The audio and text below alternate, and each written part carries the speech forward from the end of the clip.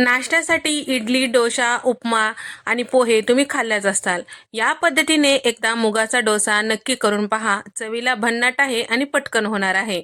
तर असं प्रमाण घ्या, नक्कीच तुमचा डोसा सुद्धा मस्त होईल. 3 ग्लास इतकं इथं पिवळी मुगाची डाळ घेतलेली आहे. तुम्ही सालीची मुगाची डाळ घेतलं तरी काय हरकत. त्याचबरोबर त्याच ग्लासने 1 ग्लास इतकं इथे मी तांदूळ घेतलेला आहे. रेशनचे जाड तांदूळ घेतलेले आहे. तुम्ही बारीक तांदूळ घेतले तरी काय हरकत नाही. तर या ठिकाणी घेते वेळेस ग्लास, वाटी कुठलाही प्रमाण तुम्ही घेऊ शकता. फक्त डाळ जी आहे 3 घ्यायचा आणि तांदूळ 1 भाग, असा 3 भाग डाळीचा 1 भाग तांदळाचा असा ठेवायचा, म्हणजे डोसा जे आहे छान कुरकुरीत होतात. तर या ठिकाणी आता डाळ आणि तांदूळ स्वच्छ 2 ते 3 पाण्याने धुवायचं. त्यानंतर त्यामध्ये पुरेसं पाणी टाकून साधारण 3 ते 4 तासासाठी भिजत ठेवायचं. जेवढं छान भिजल हे डाळ आणि तांदूळ, तेवढं छान असं आपले डोसे तयार होतात.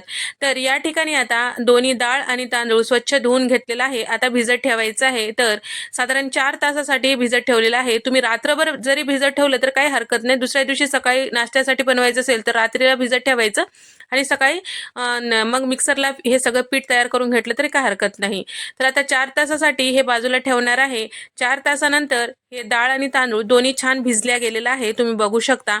आता आपल्याला मिक्सरच्या भांड्यामध्ये याचं पीठ तयार करून घ्यायचं आहे. मुगाचा डोसा असंच प्रमाण घेतलं तर छान कडक होतात. तर यामध्ये मेथ्या किंवा पोहे असं काही टाकायची गरज नाही. असंच प्रमाण घेऊन गेलं तर मस्त डोसे होतात. तर या ठिकाणी मुगाची डाळ मिक्सरच्या भांड्यामध्ये टाकून घेतलंय. थोडंसं पाण्यासहित घेतलेलं आहे. अगदी जास्त पाण्याचा वापर करायचा नाही.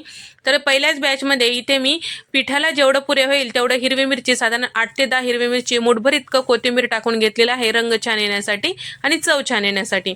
तर बारीक असं हे मिक्सरला फिरून घेतलेलं आहे. त्याच पद्धतीने नंतरच्या बॅचमध्ये आता मी तांदूळ आणि डाळ दोन्ही मिक्स करून मिक्सरला फिरून घेतलेलं आहे. याच पद्धतीने सगळं पीठ तयार करून घेतलेलं आहे. थोडंसं पाणी टाकून घेतलेलं मिक्सरच्या पाण्यामध्ये टाकून आणि थोडंसं इथे चवीपुरतं मीठ टाकून घेतलेलं आहे आणि अर्धा चमचा हळद सुद्धा टाकून घेतली, डोशाला छान रंग येण्यासाठी. सगळं मिक्स करून घ्यायचं. सुरुवातीलाच पीठ पातळ असं करायचं नाही. या पद्धतीने तुम्ही व्हिडिओमध्ये बघू शकता, त्या पद्धतीने आपल्याला पीठ ठेवायचं. पातळ किंवा जास्तीचं घट्ट पीठ ठेवायचं नाही. तर एकाच डायरेक्शनमध्ये आपल्याला 5 मिनिटं छान मिक्स करून घ्यायचं. 5 मिनिटं झाकून ठेवल्यानंतर इथे तुम्ही बघू शकता पीठ इतपत आपलं छान दाटसर असं आहे, जास्त असं पातळ ठेवलेलं नाही. तर या पद्धतीने पीठ असेल तरच डोसा छान होतो, लक्षात घ्या. आणि त्याचबरोबर आता डोशाचा तवा मी गॅसवर ठेवलेला आहे.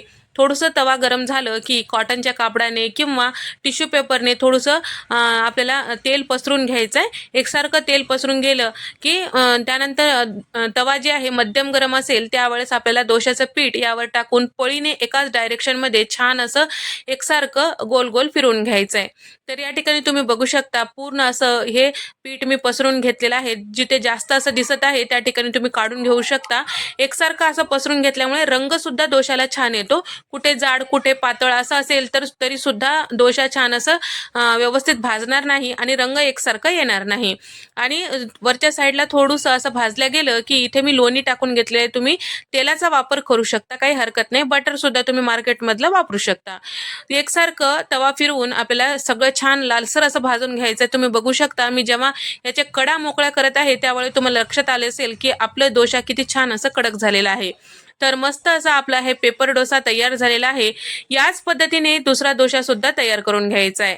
तर दुसरा डोसा करते वेळेस सुद्धा तव्याचं तापमान मध्यम गरम असायला पाहिजे आणि त्यानंतर आपल्याला टिश्यू पेपरने एकसारखं सगळं व्यवस्थित तेल वगैरे पसरून घ्यायचं आहे. त्यानंतर आपल्याला डोसा हे तव्यावर पसरून घ्यायचं आहे. लक्षात ठेवा, डोसा भाजते वेळेस गॅसचा फ्लेम मध्यम असायला पाहिजे आणि तवा मध्यम गरम असायला पाहिजे.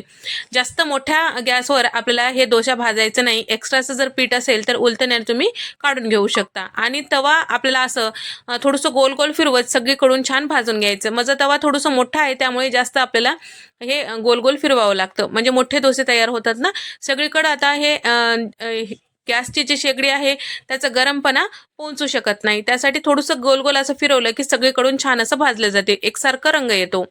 तर या ठिकाणी सगळे डोसे या पद्धतीने तयार करून घेतलेला आहे.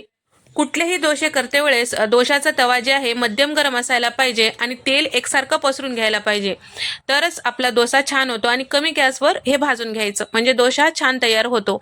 तर अशा पद्धतीने एकदा नक्की करून पहा, तुम्हालाही आवडेल. तर यासोबत हिरवी चटणी, लाल चटणी नंतरच्या व्हिडिओमध्ये पाहूया.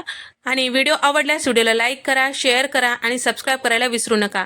साध्या सोप्या पद्धतीच्या रेसिपीज आपल्या चॅनलवर नेहमीच अपलोड होतात. नक्की चॅनलला भेट द्या आणि त्याचबरोबर सबस्क्राईब करा. यासोबत खाल्ली जाणारी ही चटणी जी आहे नक्कीच नंतरच्या व्हिडिओमध्ये पाहूया.